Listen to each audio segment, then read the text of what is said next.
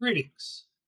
In our last episode, we did a lot of bookkeeping and work experience, and we divvied the loot, and we did some herbalism for Martin and some alchemy. Rorik repaired his gear, and they did make a deal with the innkeeper for their not only their service but their silence. We will not tell anyone about your little rat problem here. Wink, wink, nudge, nudge if you give us free room and board. And so they did make a deal where Martin and Rorik get effectively 6 months on, 6 months off, like 1 month on, 1 month off of free room and board. Now there's some stipulations there, of course, and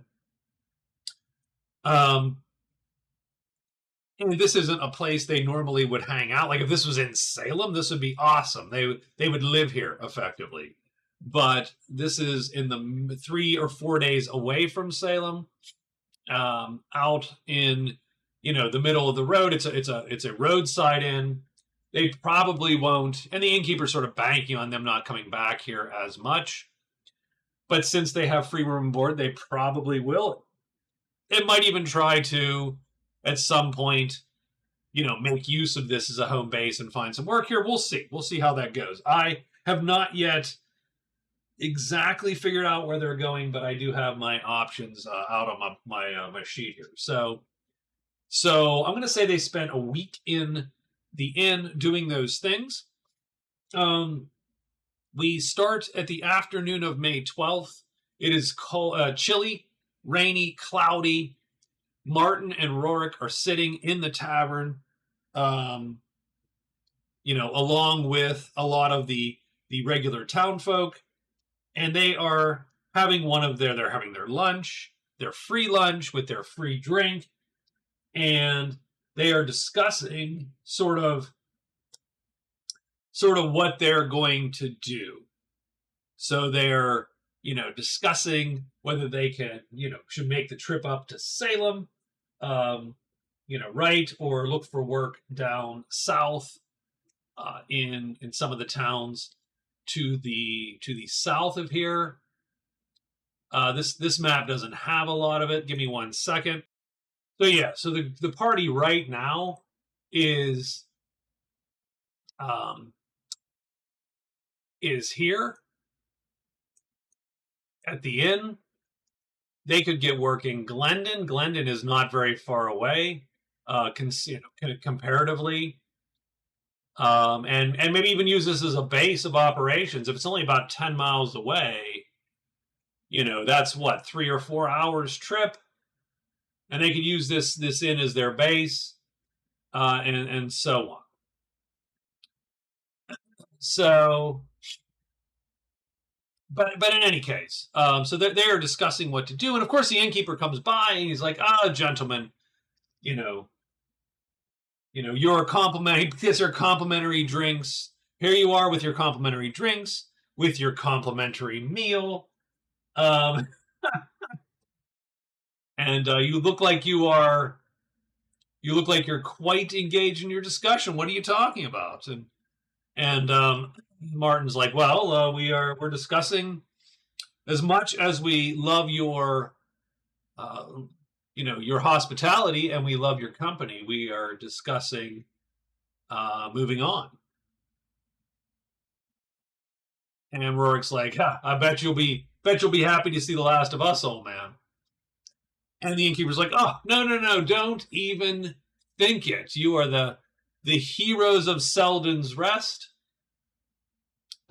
And you, of course, will always be welcome here. So, poof. You know what?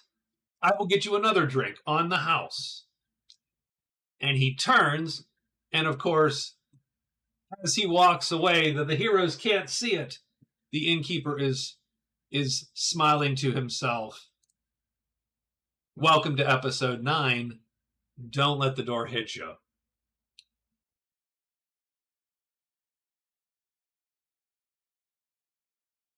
So the first order of business works like, look, Martin, what? So you haven't told me. It's been a week and you still haven't told me. What did the rat tell you? what information did it give to you?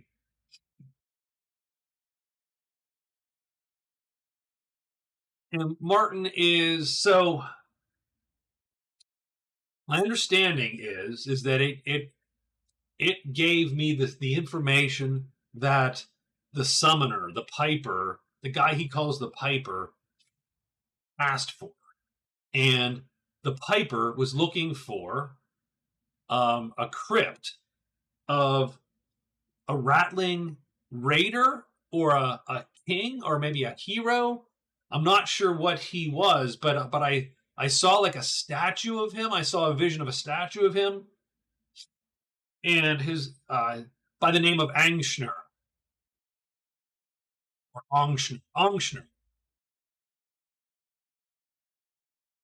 and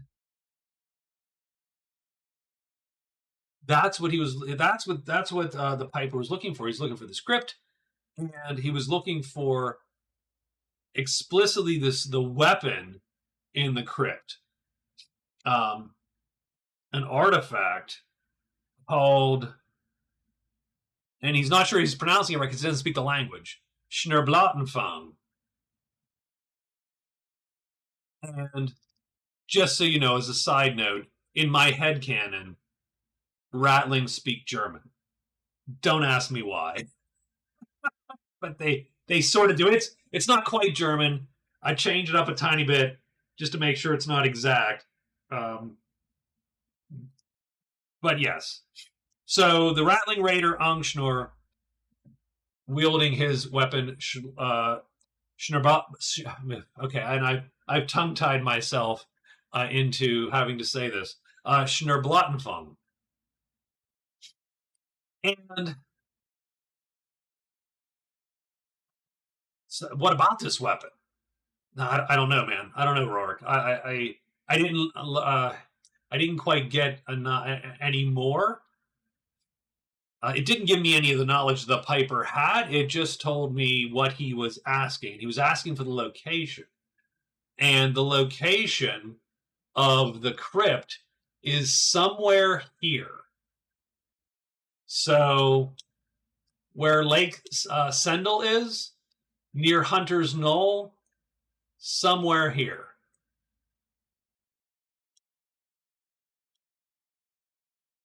So a good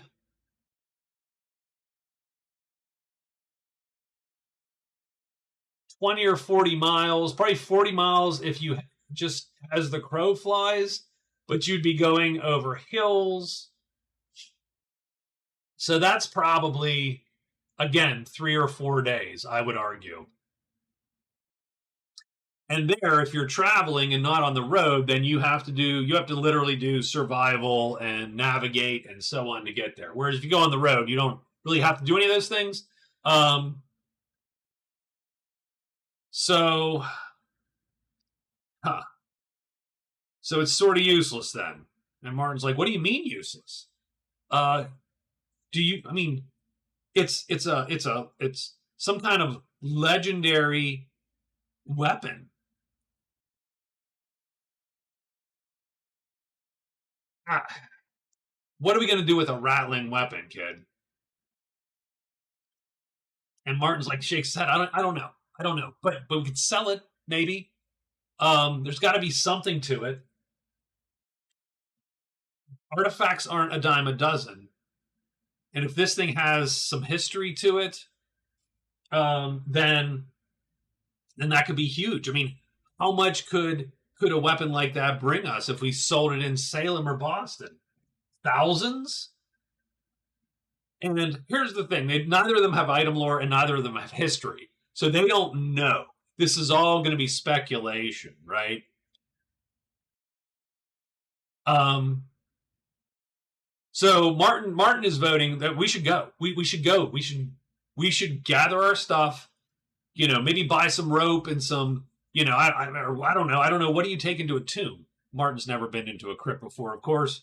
And I think Rorik's just shaking his head. He's like,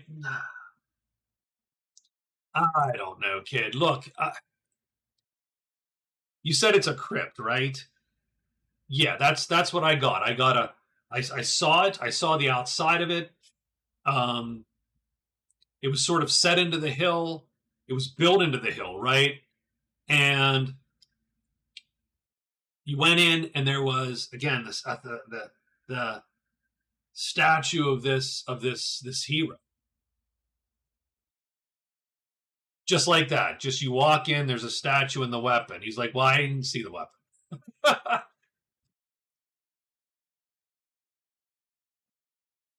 He's like, "Look, Martin," and Rorik is like, "Look, Martin, if it's a crypt and it's actually protecting some rat hero, then something's going to be there protecting it. And fighting giant rats is one thing, but I have seen the living dead just grind through groups of men. You can't hurt them. You can damage them, but you can't hurt them. You can't tire them out, and you get tired. As a side note, that is the biggest danger of undead. Now, there's all kinds of undead in Bostonia. There are skeletons. There aren't really zombies per se, as much as there are different types of what they call cursed men, and the cursed men are men that drown. There's the drowned men, and they are essentially zombies of the drowned. There's the burned men, the hanged men, etc. Like all of those different types, and they all have slightly small. They have small special powers. The drowned men, if they hit you in the head, they wrap you in an embrace and try to kiss you for all intents and purposes, and drown you. And the hanged men try to strangle you. The burned men have a burning touch, etc. Right? They all have a little bit of something with that references how they die. Skeletons are just skeletons. They are the typical raised minions of to guard a place. And then there's all kinds of more hideous, nasty, undead wraiths and so on.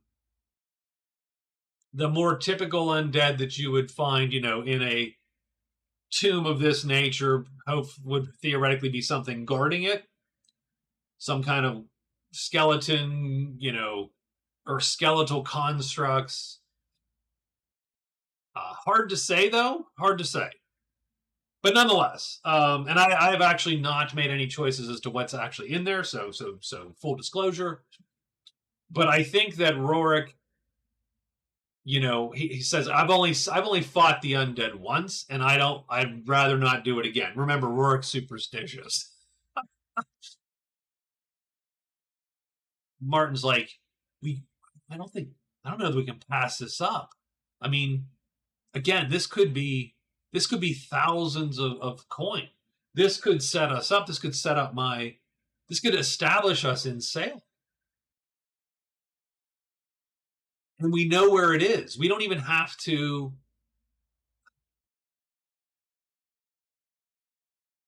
We don't have to find it.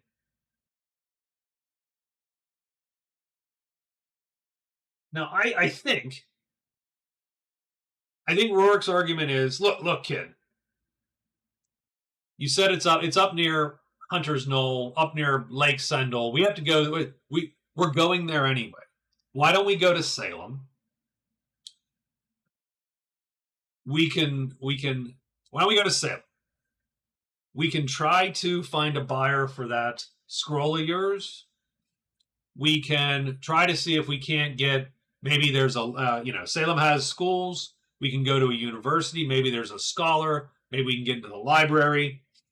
I'm not going into a crypt with just the two of us. That sounds like suicide. Maybe we can find someone who's dumb enough to go with us. Someone who knows something about magic, maybe, or just maybe a couple more brutes to take up, a little bit more slack. No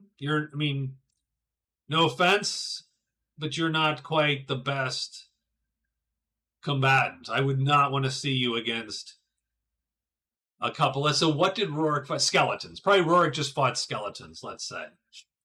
He's heard about the cursed men, um, because there's, horror stories of, uh, uh, uh, of them, but he has not seen them. He's fought maybe skeletons. Now, skeletons are even worse. Now, Rorik does not suffer against skeletons as much. The axe does cleave through their bone. Martin would absolutely suffer. That short sword is half damage against the bones of the skeleton. With no meat, a slashing weapon like that or a thrusting weapon is going to suffer. Since he has a mace, he made an axe. He has a mace. So yeah, Rorik is fine. Martin would suck. So he'd even be worse. So I think Rorik's like, look, man, I'm gonna need a little bit of help before you convince me to go in there.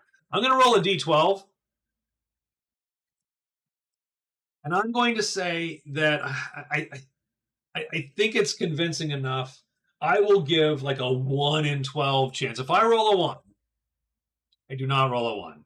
I was going to say, if I roll a 1, Martin will somehow convince Rorik that they should at least stop up there and try.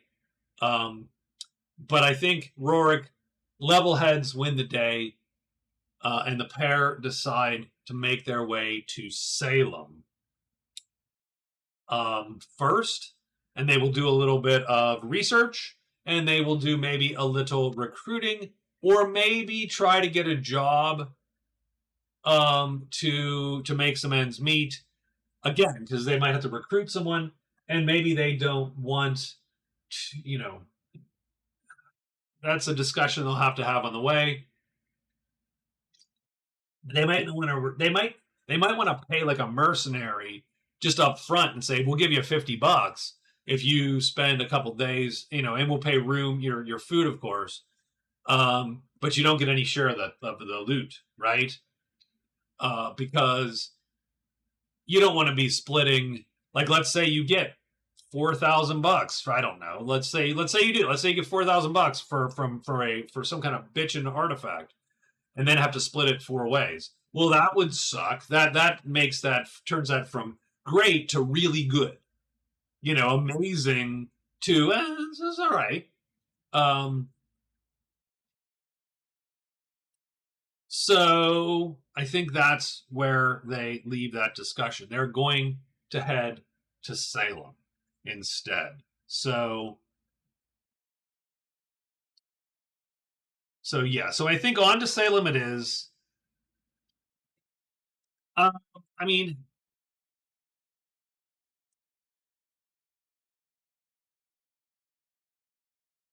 I suppose Rorik might be, try to convince Martin to stay down here. Maybe go to Glendon and do some work. Maybe hit up a bounty or two. But I rolled a 10, so I don't think Martin's going to go for that either. I think Martin wants to go up to Hunter's Knoll and check out where this crypt is. I think Rorik would like to stay here for a bit longer. I think they compromise and they head to Salem to do some research on here, but maybe get some work in the meantime.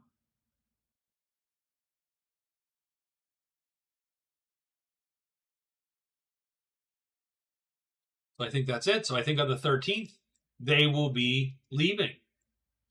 So they'll be leaving the inn on the 13th, discussing their options. They decide to head to Salem first, research, make some cash, recruit a body or two.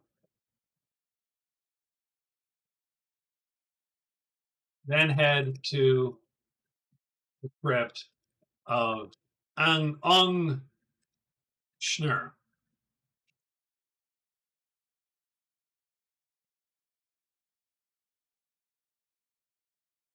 Okay?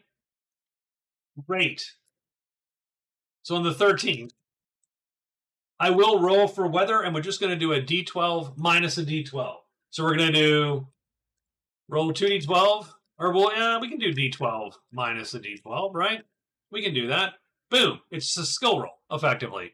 So it's 2. So the weather clears up. It is still cloudy and it is still chilly, but the rain goes away. It is certainly good enough they can leave and make a march there. I think the innkeeper shows just how happy he is to see the back end of these two. Is that he's going to pack them? He's going to pack them 4 days of food, and I'm not going to write that on their sheets necessarily. They'll use all that up getting to the next place. They're going to follow the Great Northern Road, of course, which is going to take them, up and right up this way, cross the river, along the lake here, up into Salem. Right? So that's what they're going to do. They're going to take, I think, 3 days. And mostly, so there is a whole overland. We're not going to do it. There's a whole overland travel order of events that they do. If they were traveling across country, they would need to designate a navigator and a pathfinder. I'm almost positive both of those would have to be Rorik. But they don't need to do that. So they are going to instead head along the road. We will roll for road events, and that's a 1 or a 2 each day for the 3 days. So we'll roll 3d12 and see if anything at all happens. No, nothing happens. That's too bad because I actually made a couple road encounters. But I think we'll stick with it and we'll keep the road encounters in our pocket because we're going to have one sooner or later.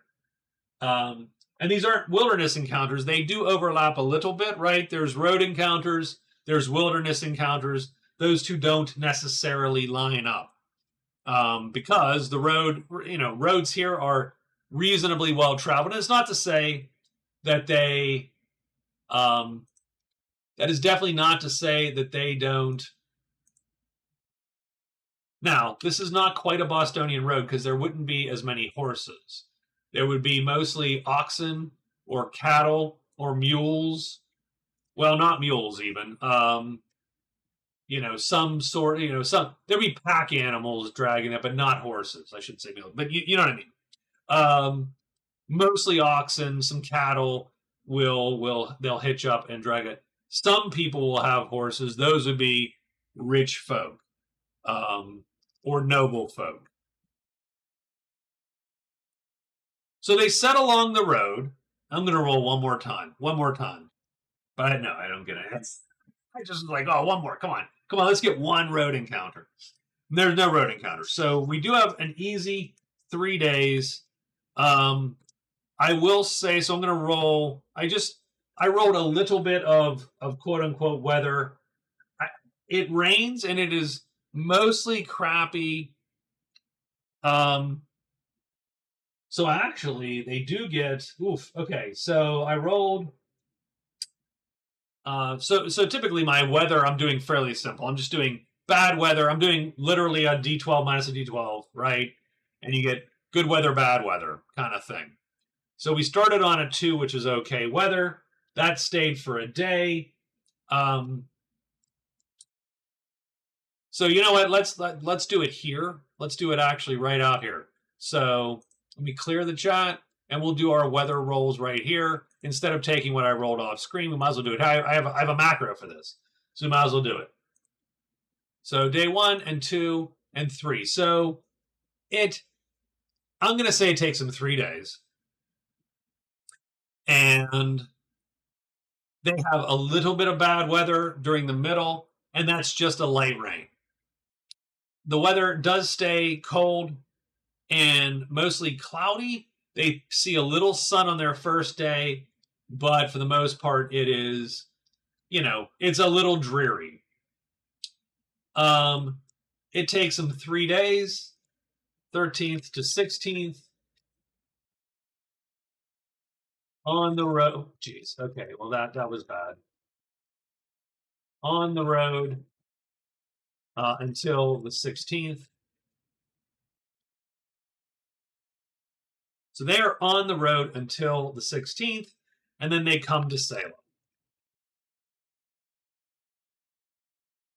So Salem has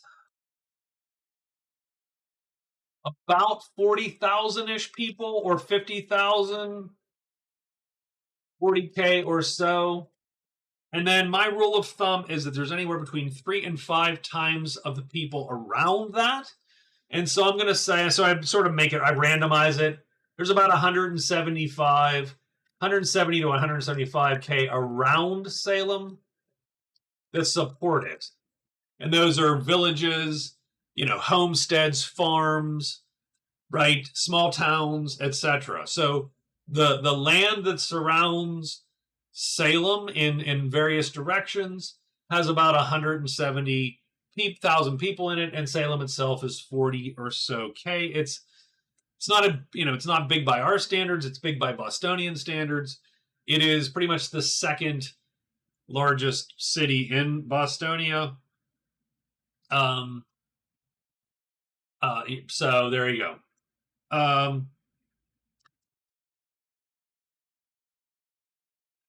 Entering town would be a little bit of a hassle. There are lots of towns, people trying to enter town, and there's probably the start of an open air market. So Salem sort of runs around the central circular market. So Central Salem has a thriving open air market during the spring fall months. That is starting to open now, and so a lot of folks are coming in to sell to start to sell their goods there. You probably have a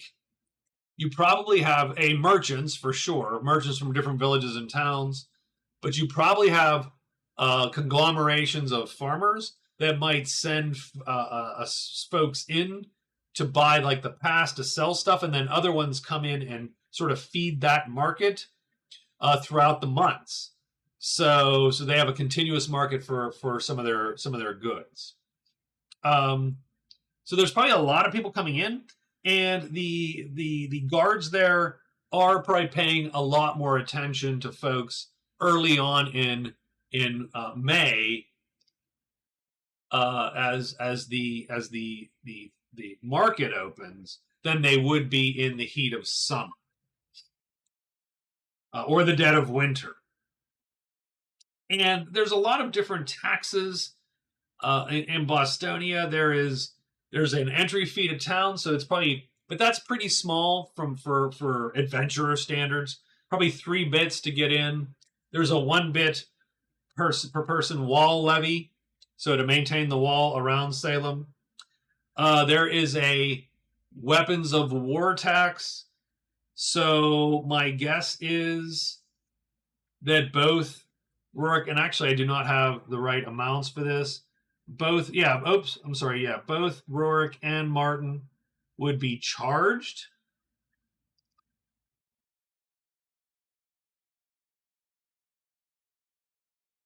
And for Rorik, it would be in the bits. Like the mace would probably go for like 5 bits. Martin would actually be charged 2 pennies for his blade, because swords are effectively considered to be not peasant weapons, right? And so he would probably be charged for the blade to enter with the blade.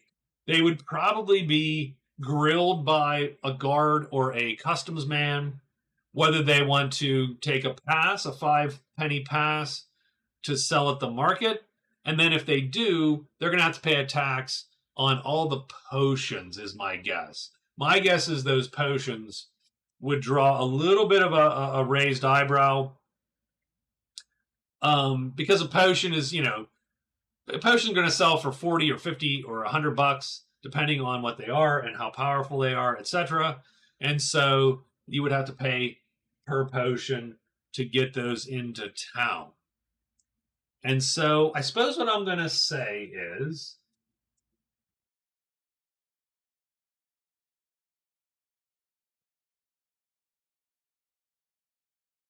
I think we're going to let. Now, neither of these guys have. No, I'm sorry. Martin does have administrate. So there you go. So I'm gonna let our guys do a little bit of tandem here. I think Rorik with his professional soldier. So he has professional soldier of 10. He will try to, he'll ingratiate himself. So let's say that for both of them, it's going to be. I'm just going to round this pretty hard, to be honest. So it's 4, 8, 13 bits plus 2 pennies. So it's 2 pennies, 13 bits just to get into town. Then they're going to pay almost 1 per. The guard, what they're trying to avoid is the guard insisting that they buy a license to sell, which would be 5 more pennies plus 1 per potion. They're carrying 7, 8, 9, because he has 2 iron skin on him. Yeah, just all that would cost them 15 more. So that would equal 22 and 13, which is sort of how they say it, by the way. Like pennies is assumed. You say bits when you mean bits, and when you mean both, you say X and Y, 22 and 13, which is 23 and 3, but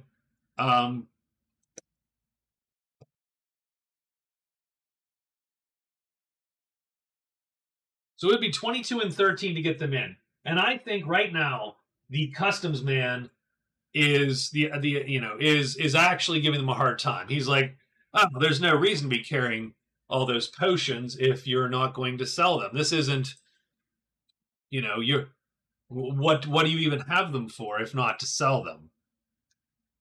Oh, I mean, they could be medicine for my own use and blah blah blah, right? That whole thing. But again, so I think what Rorik is going to do, so he's going to help out a little bit by actually rolling profession soldier. He's going to try to make some talk with the guards and see if maybe, right, they can't get the guard to push them through. He's not going to bribe them. That could be dangerous. He doesn't know these guys enough. He could also use.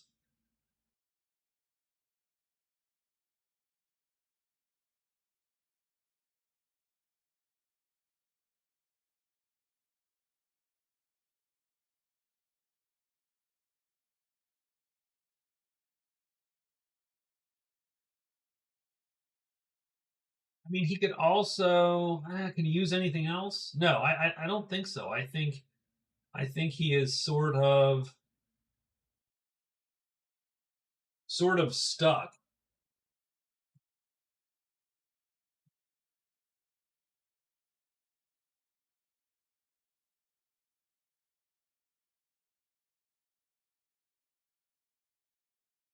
So I think he'll use profession soldier to try to ingratiate himself to the crew, but I think it's going to be a difficult roll, a 12, because right, this is a busy like this. So picture the walls of Salem. So it's a big wall, big stone walls of Salem.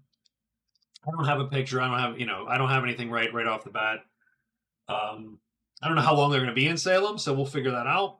If they're here long, then we'll try to get either some maps or something for us to look at. But picture you're at the wall, you're at the gate. There is essentially a yard outside where people are lined up, and the guards and custom folks and members of the Scale Guild, which are effectively like, brokers, economists, assayers, and coin measurers, etc., are going through and assessing goods. And then the folks that are sort of have more stuff and more merchant, they let them in the gate. But then there's a yard directly after where they're actually, like where you pull the truck over on the interstate to get it weighed. They're actually doing inspections there for real.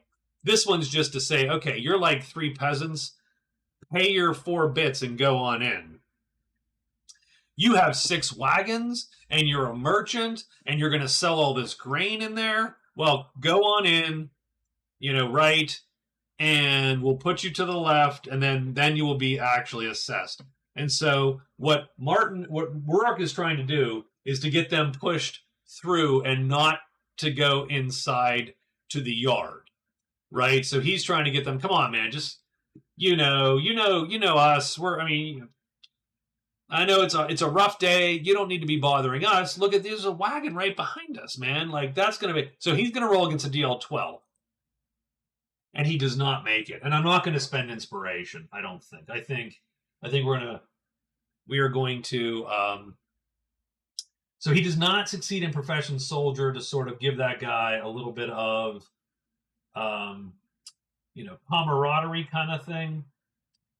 Martin does have a lot of wacky skills that I actually did not. I do remember I gave him a couple extras to play with because he's sort of the main character and sort of we would need them.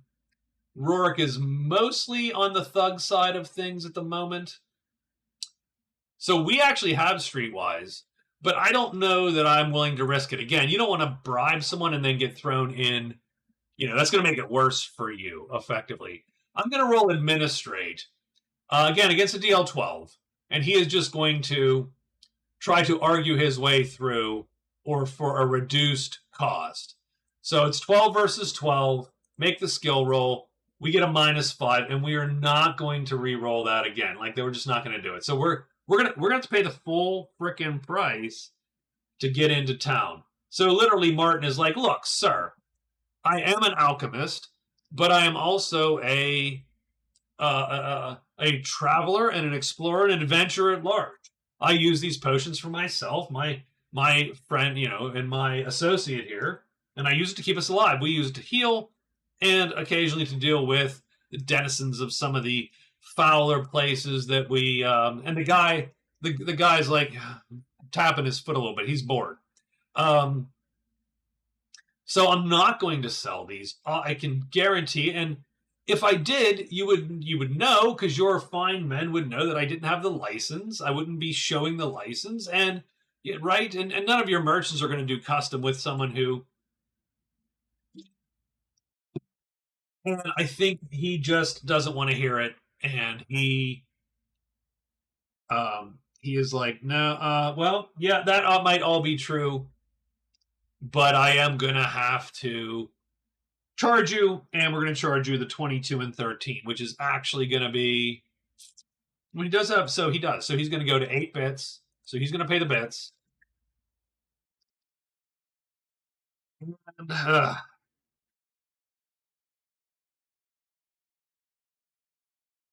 and he'll pay 10, and then Rorik will pay 12. I got this. Okay, hold on.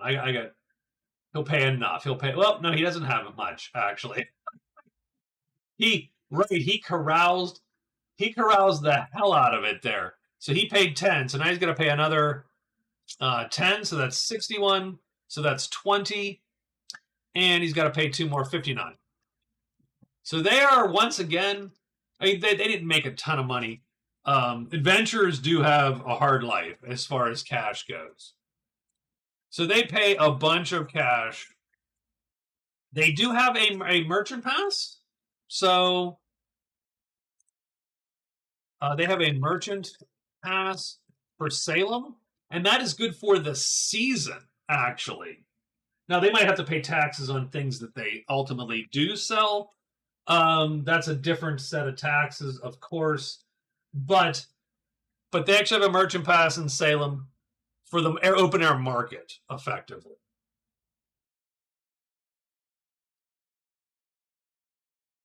Martin's like, well, that could have gone better, but, and he does have 2 inspiration, by the way.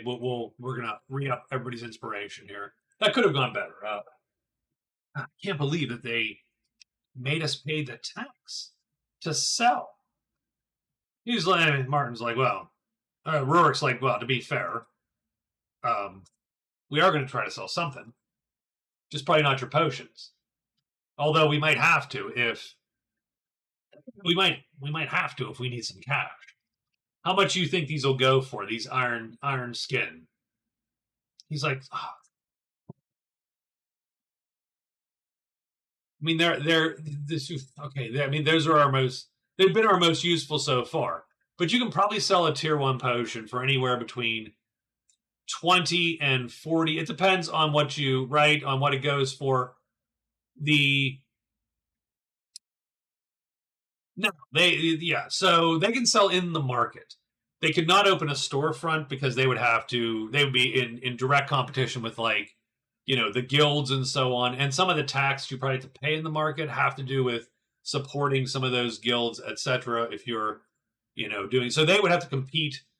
I would say that he could probably sell each of those for something between 20 and 40 based on the trade roll that he made. So if he wanted to, they could run themselves out of potions, and make enough money to stay here for quite a while. I don't think they want to do that because that essentially rips him all the spells. Let's anyway, Rorik puts his potion on. Let's make that a last resort then, eh? So they walk through. They're walking through. So they didn't make any skill checks in that case. So they're walking through Salem. Salem will be a little more bustling than this, for sure. But maybe this is one of the side streets, right?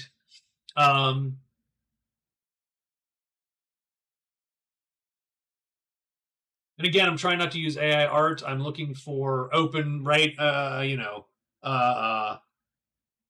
Pictures with a free license or free downloads or whatnot, or paintings, museum paintings.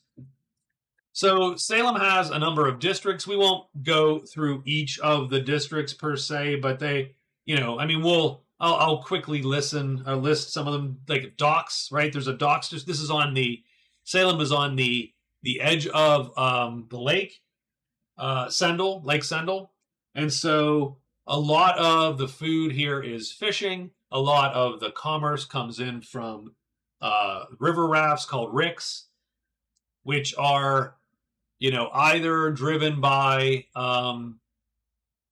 pulled up river by animal, by human. Some of them actually, there are, oared or pedal boats, giant, and Bostonia has a little bit of a slightly better mechanical, what do you want to call it? There's the tiniest bit of weird science, right? There are alchemical engines. So some of these riverboats might be driven by even an alchemical engine. Be very expensive. That would be a pretty bitchin' boat. Probably a very rich merchant could have that. So the docks, you have, lots of rickmen, as they call them, portmaster, fishermen, tons of poor homes, warehouses, etc. You have the Central Salem Market, which I just said, that's the open air market that everything is going to be sort of centered around this time of year.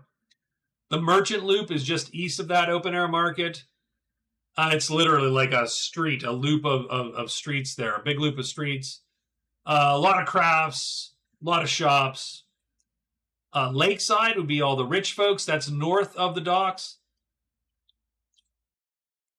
The Crowns is the far north of town, beyond Lakeside. And that has a few exclusive businesses, but it also has a couple minor noble estates. So there's a couple minor nobles that actually own the property, some property inside of Salem. They do not probably do much agriculture. They probably do, they probably own businesses in town or on the docks and so on. There's Underwood, and Underwood is literally south of the docks and maybe some under the docks, quote unquote. It's the slums, right? That is literally the poor section of town. So the docks is sort of when you say you crossed over to the wrong side of the track. The docks would be the track that you would cross over from the north, from Lakeside to Underwood, and it gets real seedy there.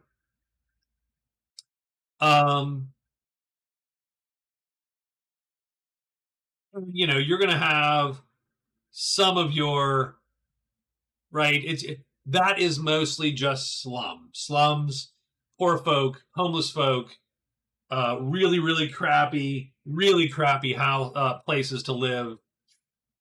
Probably subject to flooding, flies, mosquitoes. Right, it's probably a bad scene in Underwood. The poor in Salem do not do great.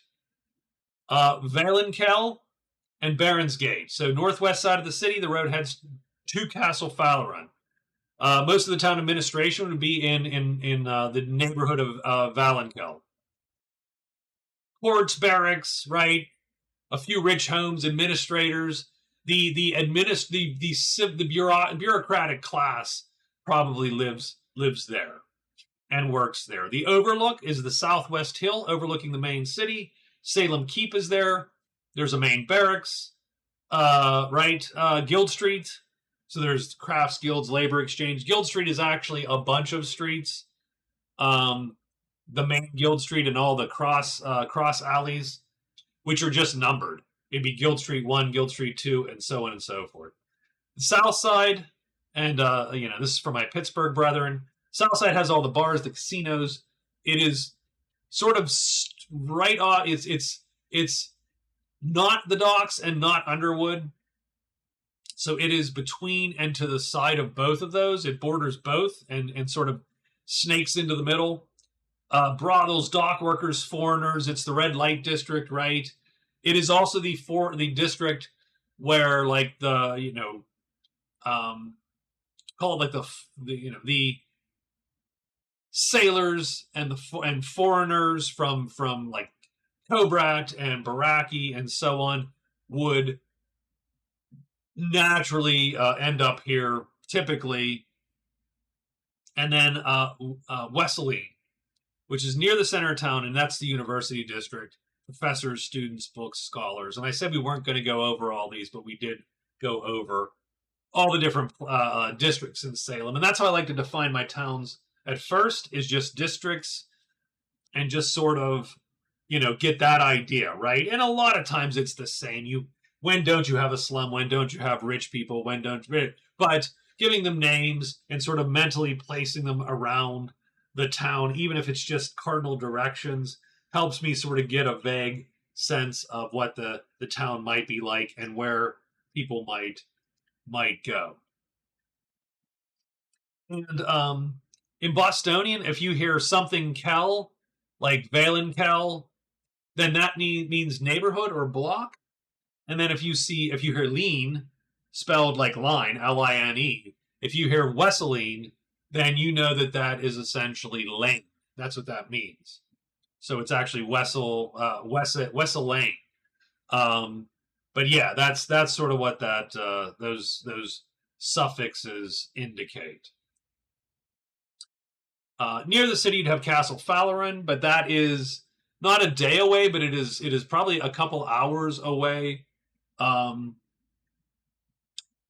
that actually has a big moat which has been dug, and the lake has been partly drained to form the moat.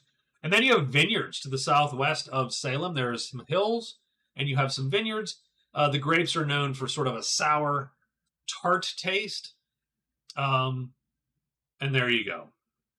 So I think they enter town, they pay to get in. It's quite a bit, and then they have to find lodging. So how much do they have left? So they're walking through town, right? And they are probably looking through their pockets real quick. And Rorik is going, well, I have 37 bucks.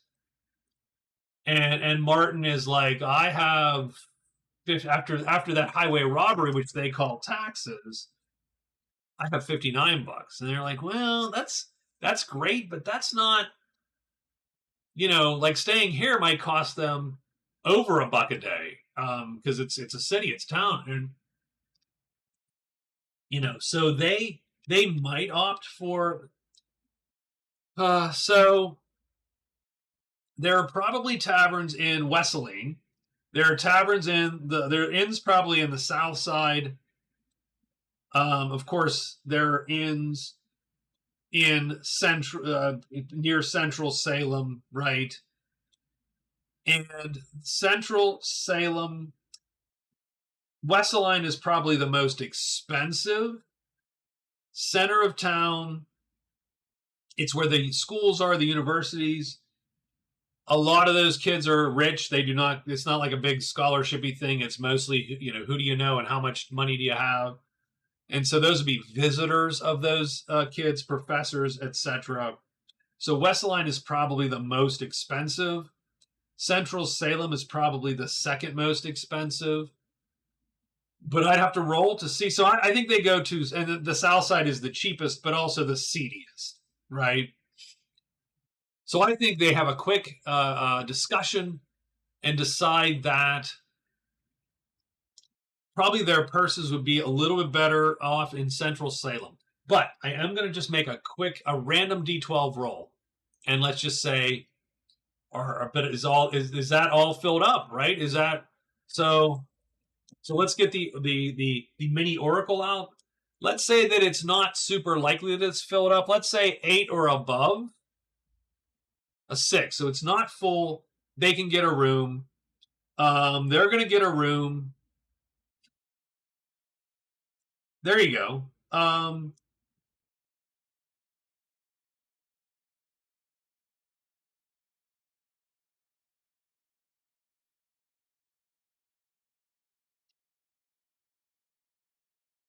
So they're going to get a room in an inn called the Watchtower.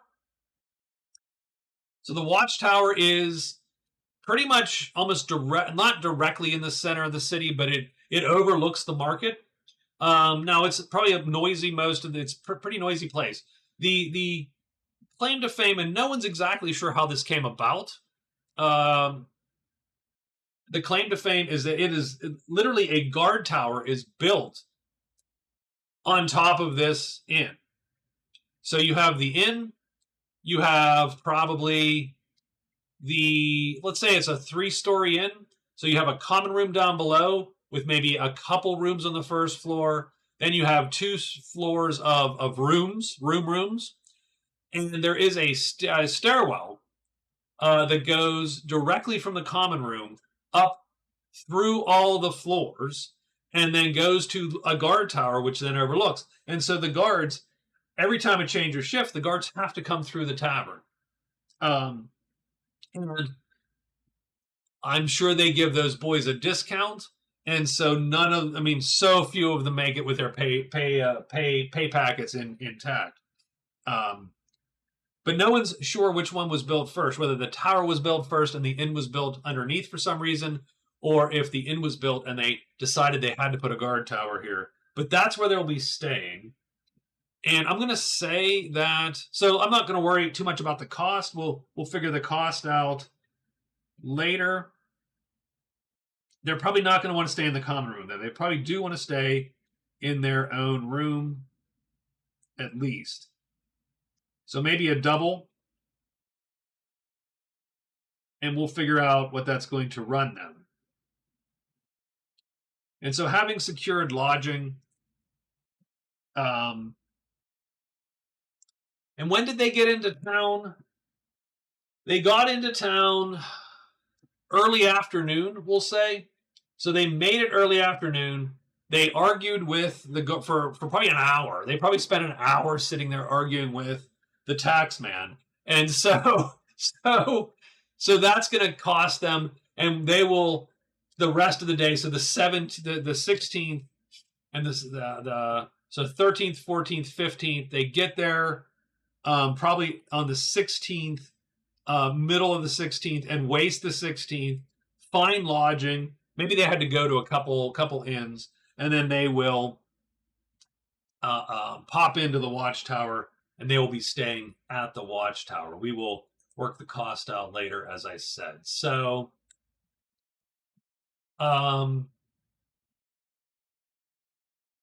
they arrived 16th afternoon, find lodging at the Watchtower, and we'll worry about cost.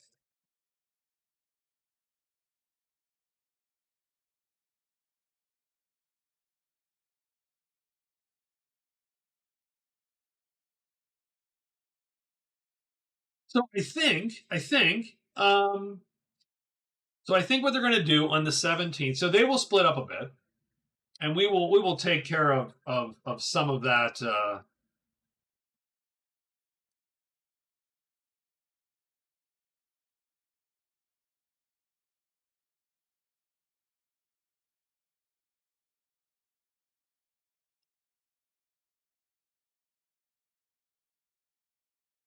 So they will split up, and I think what's going to happen is Martin is going to do what he can to find out some information about um, Angshner and his weapon, and see if they can't figure some stuff out. Maybe get some of the disposition of this place, or some more information, essentially.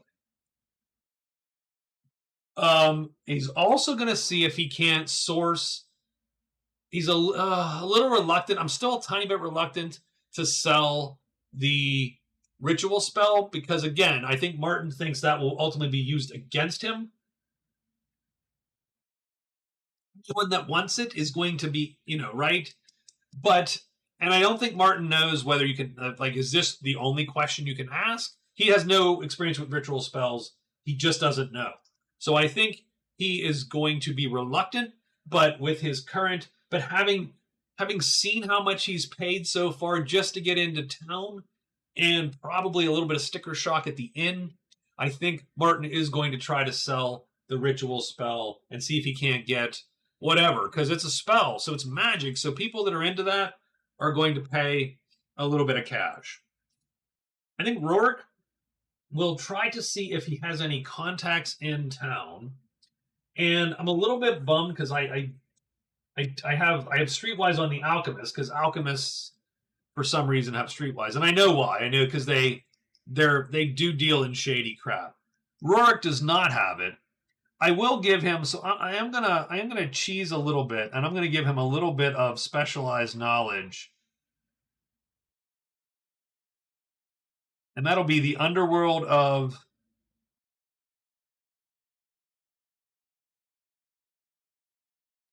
Boston and Salem.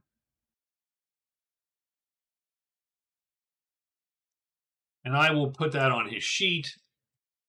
Now he's not great at it, but he's not terrible at it, but he's not great at it. Let's look at Rorik's sheet here. So let's give him oops, I don't want to delete anything. Let's not do that. So we're gonna give him knowledge. And that's AW. And his stat bonus is 0. And so he's gonna have an 8.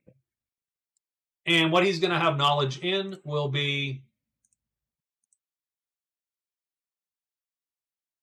put that there. Underworld, and we'll just put of the underworld. Done. There you go. Easy enough. Um, and I don't think we need to calculate that. And that is good. Okay, so I'm going to give him that just to, because again, I think that helps with his character a little bit. And I apologize. I don't like, you know, when when you're playing solo, you can do whatever you damn well please. I don't want to be necessarily giving the characters special treatment. I don't like when I'm watching someone solo play and I feel like they're edging, for the characters per se. I just feel this makes a little bit more sense where I'm going with him, and so I'm gonna give him the 3 extra points there. And again, I gave Martin a few extra points. I didn't give Rorik many, and not that I want to be fair and give Rorik the same number of points, but I do think it would be helpful for him to have some knowledge of bad dudes, much like Martin has some knowledge of nobles. So I think Martin is going to go, and he's just going to roll probably that knowledge, right? That's sort of his I've been in school a lot sort of vibe, and see if he can find himself a scholar that is going to um, so real good roll. He's He has an 11 in knowledge, so it's probably not that hard to find a scholar. It's just a scholar that's going to be able to tell him something. But remember, this region, it's up here. It's history of here. So I think he can find himself a historian that is going to be able to give him some information, and that is going to cost him some knowledge.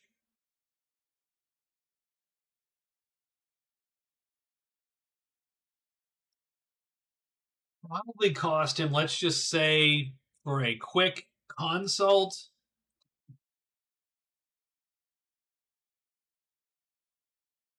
$10.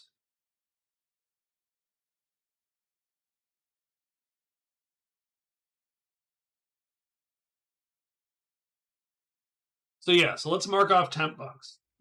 And so he gets to talk to a historian.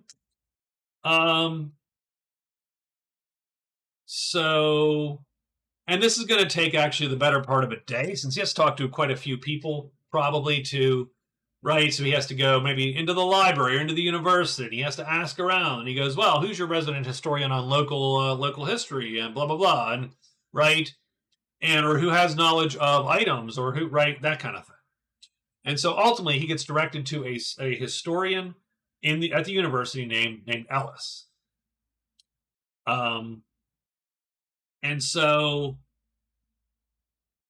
he makes the appointment probably through some dean of history or some dean of a department, and Ellis, so he's waiting in a classroom, I imagine, sort of sitting, leaning on the desk and looking around and uncomfortably playing with. Martin is probably he's uncomfortably playing with things on the desk, and this young old, I would say he's middle-aged guy comes in. His probably spectacles and probably a little bit of gray hair and a little teeny beard kind of thing. Hello, my name is Ellis, and yes, I understand that you have some questions about local history, and I was fascinated by the dean. The dean sort of clued me in a little bit on what some of the things you're asking about, and I have to say that I was very fascinated by that, and decided I would talk to you. So he's like, "Oh, okay, right." So that's cool. And so he's going to ask about Angschner and Schnurrblattenfang, and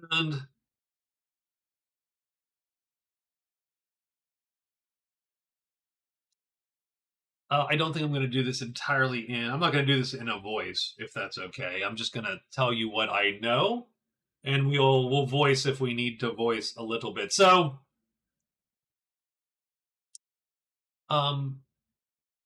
so this region, which is now called Falaran, was the first tribe to sort of settle here was called the Eltharist, I think. Let me go look.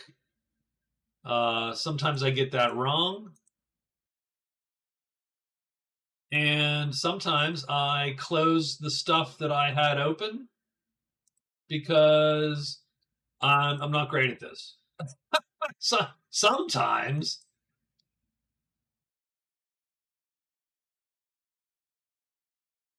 Now, all of this documentation that I have in the World Book, I am going to rewrite some of it.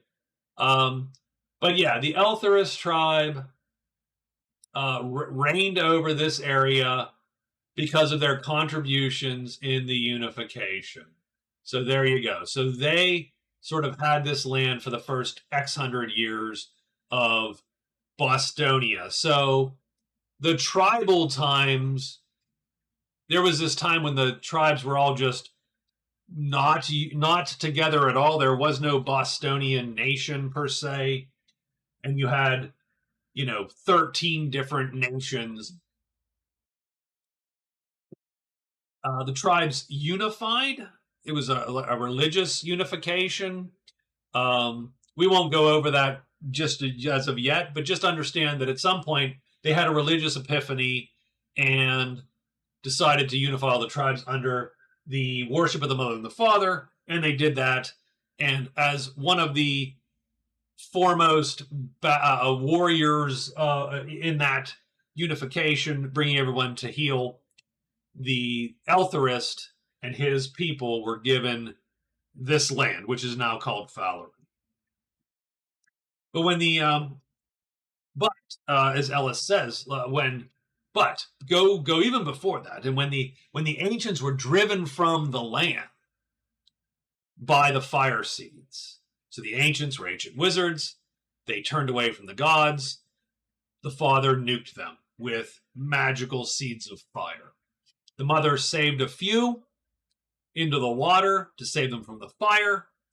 That's how you get Bostonians. Later on, they come out of the water and do a bunch of stuff. That's where we are today. We are 1,000 years beyond them coming out of the water, effectively. But many of the ancient structures managed to survive, says Ellis. At least in part. And some were underground. And the ancients had great construction techniques. And they had in the wars themselves, because they were such great wizards, in their own wars, they would command magical energies. And so they had inured their buildings from such. And so some of these buildings did even survive the glorious fire which cleansed the land. Some places survived. And this region was full of them, right? So absolutely the case. Now, along with the, just the grand structures and buildings and monuments of the ancients that survived, Ellis tells Martin that, of course, many of the ancients more mysterious and mysterious sites also survive. Their dark temples and their laboratories, and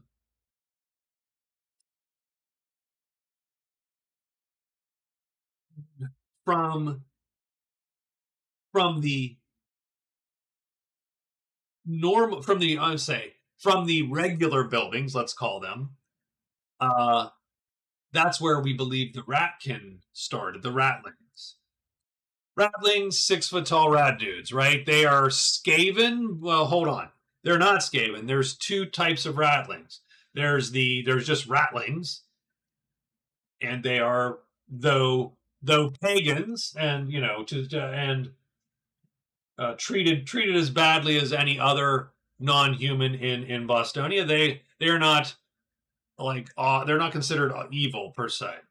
Now, most of the Ratlings, there's some and then the other ones are called the Pale Ones. They came out of these dark temples and these laboratories, and what the ancients did to them, they experimented on these on these Ratlings, and supposedly the Ratlings learned from that and harbored a deep seated hatred of the ancients and their children, mankind, and also a hunger for magical and ancient power. So whatever the ancients did to them supposedly twisted them and made them seek out the most dangerous, deranged, depraved types of magics and powers possible. They almost are the Skaven, kind of. So you have the Ratlings and then the Pale Ones, and they emerged from many of the ancient sites here, and they were here when the humans then, came out of the water and showed up, and so on. The Pale Ones, before that though, the Pale Ones enslaved, they, because of their nasty nature, managed to drive out many of the regular Ratlings. They're sometimes called the mottled Ratlings. They drove them out or captured them and enslaved them. But the white Ratlings dominated this northern region up around those hills that I showed you before. And I'm sorry, this is a lore dump, and that's probably what you're getting today. So a lot of up here, I can't touch it. Can't touch it. Oh, you know what? I have this. I don't need to do this. I can do this. There we go. So, and I'm going to erase this, but a lot of up here was pale ones.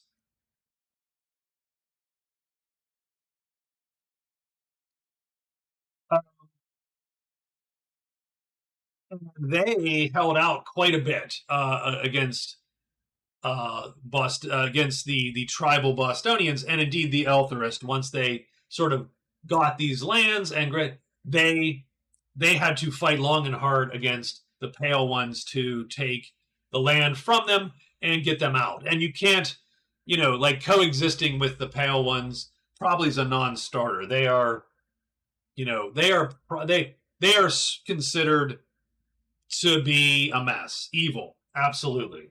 I mean, nothing's absolute. We've actually had white rattling characters in our campaigns and stuff, so nothing's absolute, right? But their nature is such that they are twisted. They've been twisted by ancient magics. Their descendants share the same curse, blah blah blah. So typically, they do bad stuff. Angshner, Ellis says, was the last king of the Pale Rattling. So he was not a hero. He was not just a raider. He was their king, and he was the last such king of the Pale Rattlings. And he was notable because he started as a slave, because Pale Rattlings that do not have any aptitude for magic or ancient or the ancient technologies, effectively, are nothing. They are the lowest of the low. They are lower even than their mottled brethren, because the normal rattlings don't have any of that at all. If you're a pale rattling, you are supposed to be magical or weird science, effectively, but magic, ancient magic. So he started as a slave, but he was very charismatic and very ruthless. And so not only did he manage to escape his servitude, but he managed to claw his way up the ranks, becoming a mercenary, a captain, in the guard, and then an advisor to the king, and then assassinating the king himself and clawing his way to the throne. And once he got there, no one, everybody was like, holy crap, right? So his lack of ancient power hurt him, though, because without it, he was always considered weak. And so you had this continuous stream of challengers to his authority and his throne. He was continuously challenged by the more ambitious of the Pale Rattlings around him. And so he might have loyal advisors, but all of a sudden his sorcerer turns against him, or his assassin enforcer decides to take a run at him. So he did have one or two because of his charisma, and he kept a couple of his folks very close, and one of his loyal servants had him forge him a blade fitting of sort of his quick, light style and duplicitous style of fighter that he was. And this blade was known as Schnerblattenfang. I'm going to have a hard time. Yeah, okay. I wrote this, so this is my fault, but I'm going to have a hard time pronouncing that. I have to totally practice. He silenced his challengers. The weapon was supposedly very fast, very sharp and deadly, and had and supposedly had a way to, like, a hidden capacity to help to allow him to poison his enemies, right?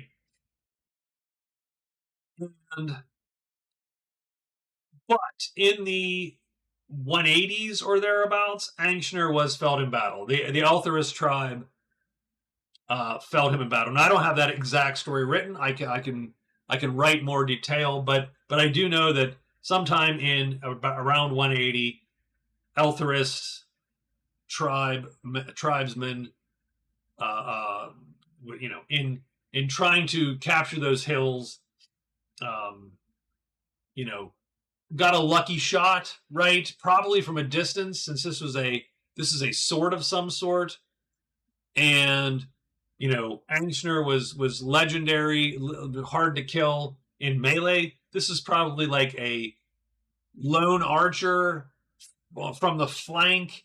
He's engaged with someone else, and this guy takes a shot and wings him in the head or something. He was carried off by his men, and they tried to save him, but his wounds were not treatable.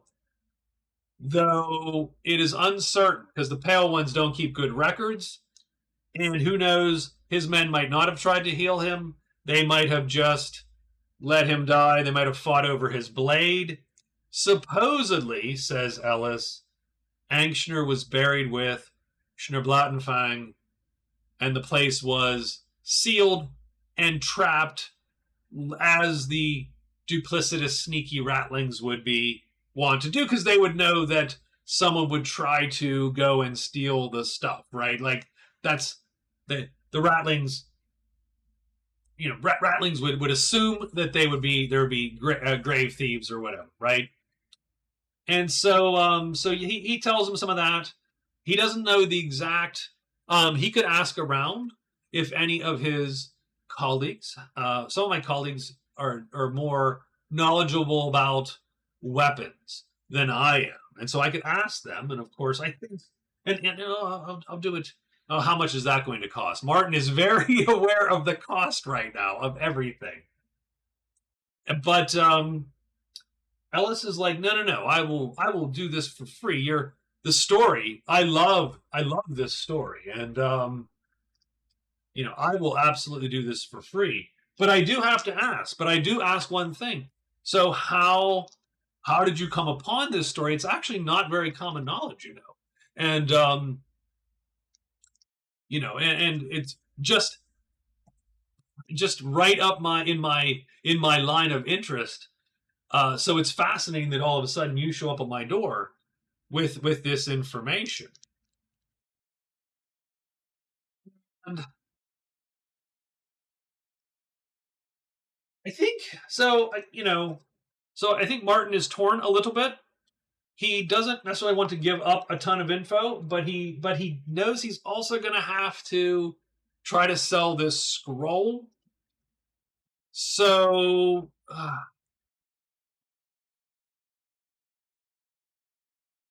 think he just gives it up, right? I think he just, maybe I can make him. I had a converse test. Well, what's he going to say about the scroll, though? Maybe nothing, right? So I think. Although, again, it's one of these weird coincidences, and Ellis probably would pick up on it if he knows about the scroll. You got a Rat King and a Ratling. Now, the Rat King has nothing to do with Ratlings. Ratlings are indeed humanoid, rat-like creatures. The Rat King is a monstrosity of rats, summoned for a specific purpose.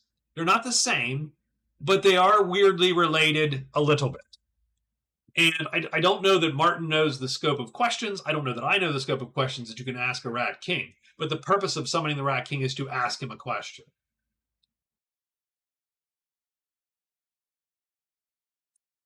So I'm going to let Martin roll converse. It's going to be a DL, let's say a high DL. Let's say a 14. So we only have a 10.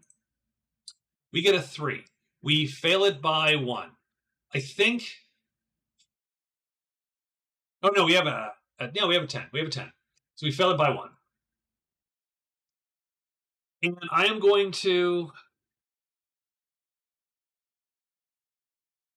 I did give them their inspiration because they traveled. They were on the road for several days.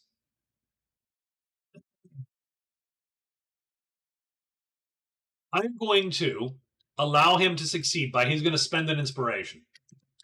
That adds 1 to the roll. And so he needed 4 above, and he got 3 above. Done. So he gets a check in converse, which I need to mark here because I will forget about this check.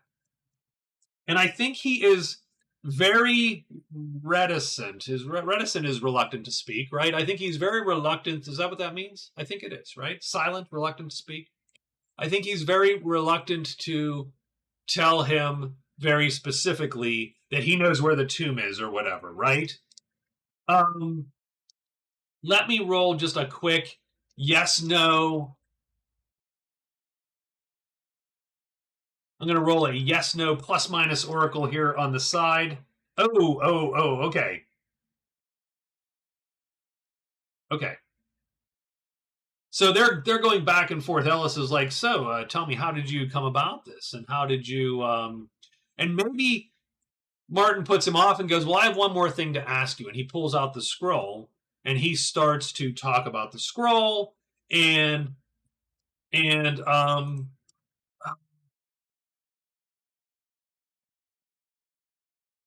again, let me make a real quick.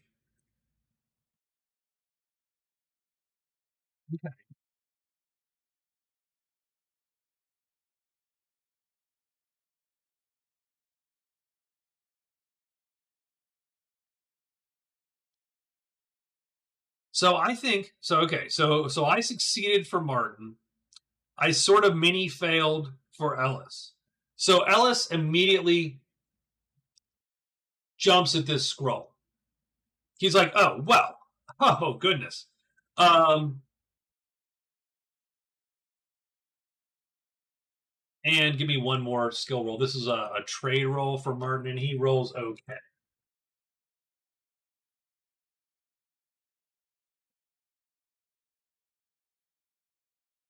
Well, this is super. This is very fascinating. This is something that we don't have this in our library now. And again, it would um, it would go into the same collection I have with, you know, being that summoning a rat king. And he makes that connection too, right? With the story of Angschner and Schnurrblattenfang. And, I have a lot of other tales and interesting bits regarding the rattlings of the Sparkling Hills, which is this northeastern, right, northeast of Lake Sendel. So I'll buy it, and he's I'll give you 400 for it. And I think Martin is taken aback by that price. I mean, he succeeded on a trade roll, but I don't. But I think Martin thinks that's maybe Martin's concerned about this discussion. So even though 400 is a pretty good price, and in fact, it's probably more than he's going to get elsewhere, I feel that Martin is a little bit shaken, and he's like, "Well, I'm gonna have to shop that around. I mean, I don't.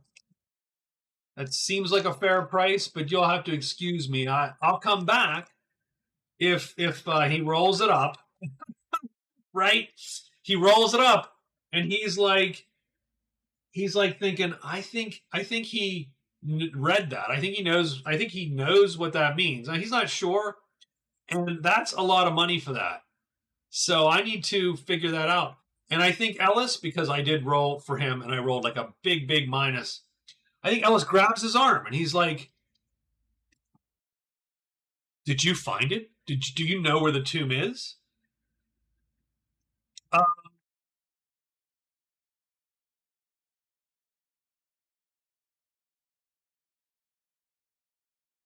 I think Martin essentially is like, "Oh no, no, no, no! Of course not. Huh. Well, it's up there in the hills somewhere for sure, like you said. But I don't know where it is. Now, if you'll excuse me, I have to go meet with somebody else. And thank you very much for your time." And he hustles right on out of there. I think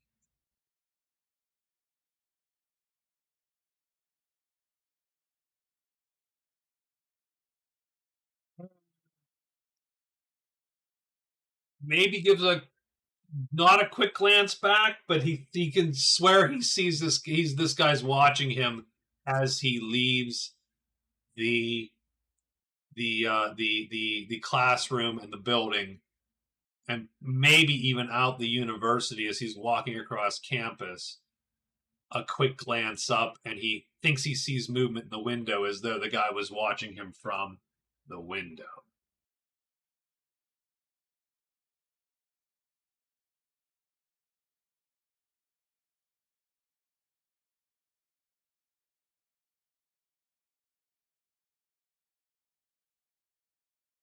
So,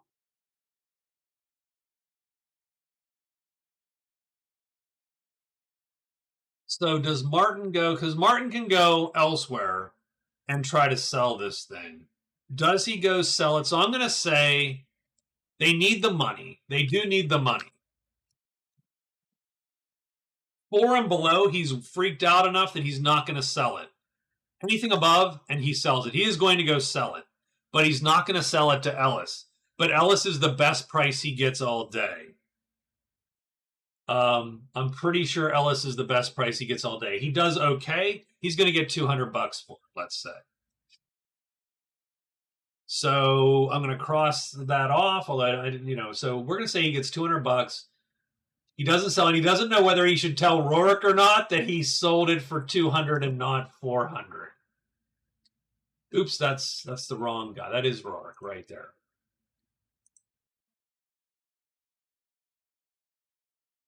So we got 249 coins. But we have 2 of the quartz left. I didn't even write down the stupid ritual spell. So, and I still have this ornamental stone.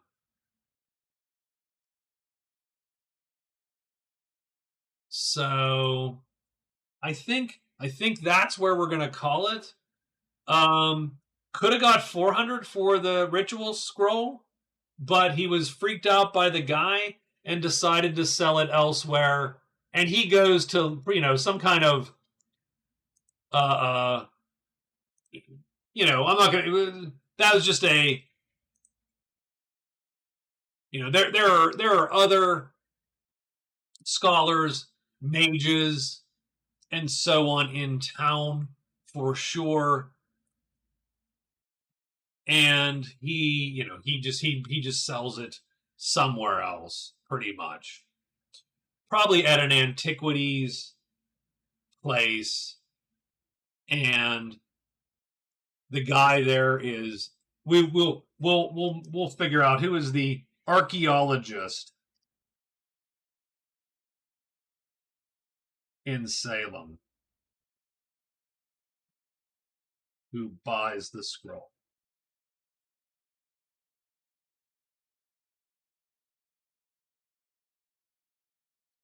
So I'll need a name for him and a little bit. I'm not going to go through the trade or whatever, but he might be a contact and we might utilize him later on. So I think that's where we're going to call it. An hour and a half is probably good. That took me a little longer than I expected. We didn't get to Rorik. Rorik is looking for a job, so he's looking for work. So that's where we'll start. We'll start with Rorik looking for work next episode, and we'll see where that takes us. In the meantime, we're not going to give anyone experience or whatever they got for checks or whatnot, but we won't give free checks out. And otherwise, I think that's it, guys. I think we are done for this episode. Please subscribe. I have a Ko-Fi page. Please go check it out. I mean, there's nothing there per se, but if you want to support the channel, and as I said in all of the everywhere I mentioned it, I'm currently working on trying to get a table and camera set up for tabletop board games, so we can get into those, or maybe even playing this on a table, like many of the solo role players seem to do. So that's it.